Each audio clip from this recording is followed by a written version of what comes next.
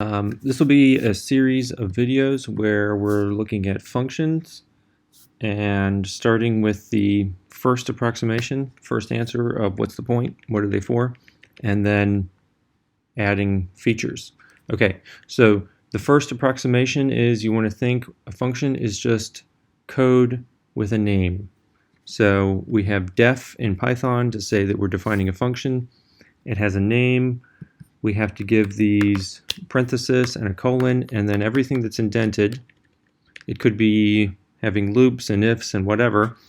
So everything that's indented, that code has a name.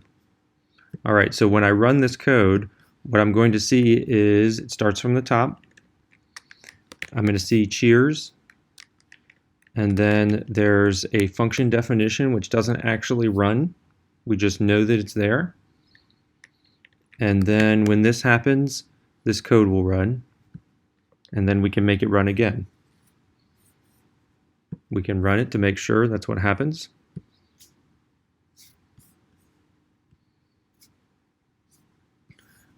We can see it's waiting because there's an input statement there. The code doesn't do anything with the input statement, so I'm just going to push enter. And then I see it the second time through. That's it. So what's the point of this? You have so what? Organize your code. Once you get a dozen or few lines, right? So once you get a dozen or few lines, you fill it up the screen. It's good to organize it into chunks that do specific things. So here, this could be the refrain of a song, or it could be something else that we want to repeat multiple times. All right, this is answer one. I'll also point out two things that we're going to be doing with our functions. One is watch them run in the debugger. So I'm going to open the debugger here.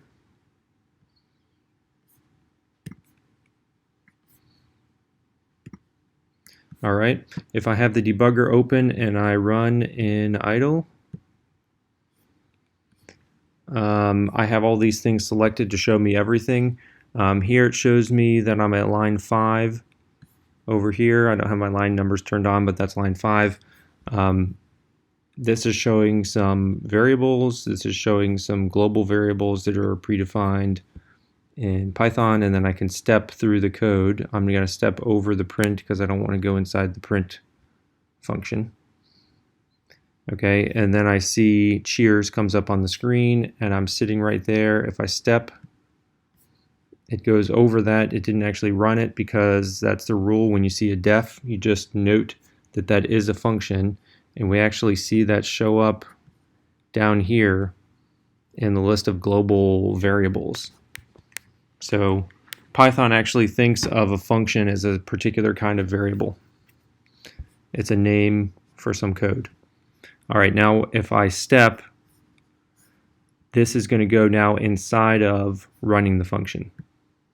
There it is. See a print.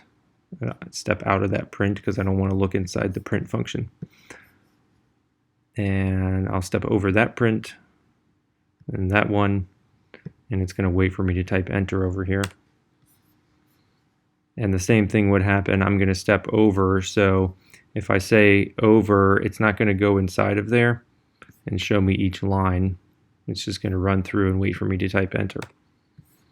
All right, so that's one thing we want to do when we have a new feature or a tricky bit with a function is we can run through it, and this is exactly what Python is keeping track of when it runs our code. All right, so the other thing I want to do is play computer ourselves. So the debugger is having Python idle, the debugger, show us what's happening. I want to also be able to keep track ourselves. Okay, so this is going to be my whiteboard. I'm going to imagine that this is my debugger over here, and I'm going to have part of it that is the screen.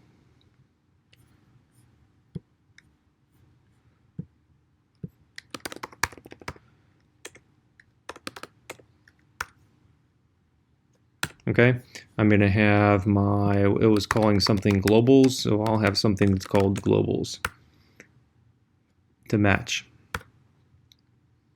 All right, so when I start at the top, I'm right here, and maybe I would mark that to say that's where I am. It's going to print on the screen, so I'll put that cheers. Then I get to the next line, which will be right here. I guess I can just leave the cursor there.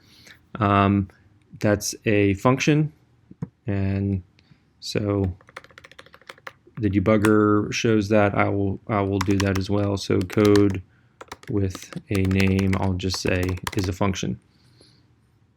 Okay, then I'm going to be down here, and what happens is that transfers control of the program. It's going to go up here,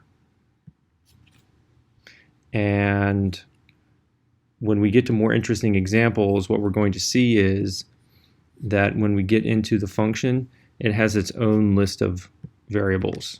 So it's going to be a code with a name, and I'm going to write it like this. It's going to have its own variables. We don't actually have any in this one, so nothing interesting going on there, but setting the stage. All right, so I'm going to be right here. There's a print.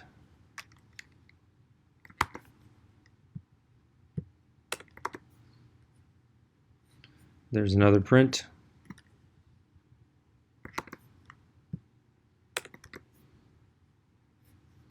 There's another print. There's an input which also prints. And then when the function is done, so we get to the end, there's no more indented code. It's going to go back to where it was. It was here. I could have made a mark there. This function got called, and it put us up there. So when we're done, it comes back to here, and it'll keep moving along. It'll go down and do this again. Before it gets to that point, I said that it has its own variables, although there's none in this one. When the function is done, when we get to the end of it,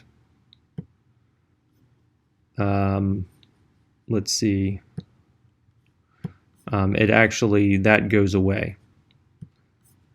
So this right here would go away.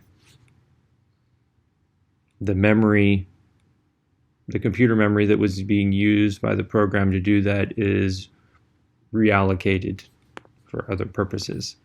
All right, so then we would be down here, and the same thing would happen again.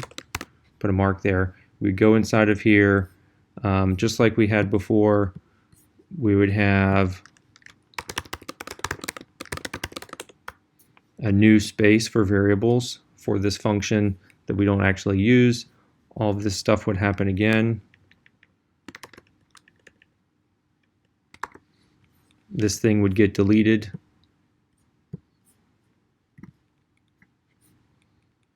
And that would be it. Okay, so we want to be able to do it both ways. You can test whether you understand a program by being able to do this and then run the debugger. All right, so that's it. A function is a name for your code. Keep your code organized.